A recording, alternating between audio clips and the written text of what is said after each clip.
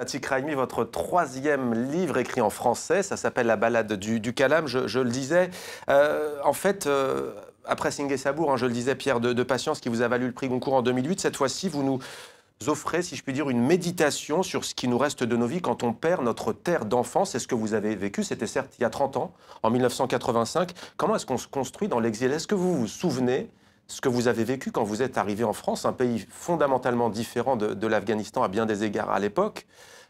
Est-ce que vous avez des temps forts comme ça qui vous ont marqué? Bien sûr, mais bon, moi j'étais à Kaboul dans un lycée franco-afghan. Oui. Et très jeune, j'ai découvert la littérature française, notamment le cinéma français, à l'Institut français. Donc, grâce aux films de Claude Sautet, Godard, Truffaut et tout ça, j'ai connu un peu, pourrais-je dire, la France, Ouais. et en particulier Paris. C'est vrai que quand je suis arrivé en France, bon, je parlais encore pire qu'aujourd'hui, mais je croyais que je connaissais cette ville. C'est vrai.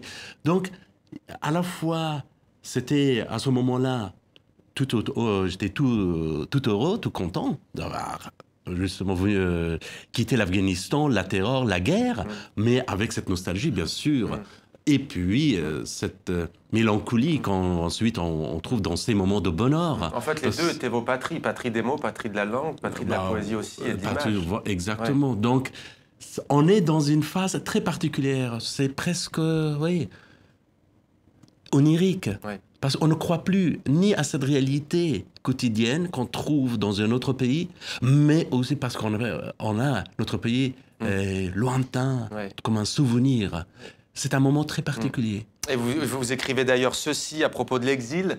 L'exil ne s'écrit pas, il se vit. Alors j'ai pris le calame, ce fin roseau tagué en pointe dont je me servais enfant, et je me suis mis à tracer des lettres calligraphiées, implorant les mots de ma langue maternelle pour les sublimer, les vénérer, pour qu'ils reviennent en moi, pour qu'ils décrivent mon exil.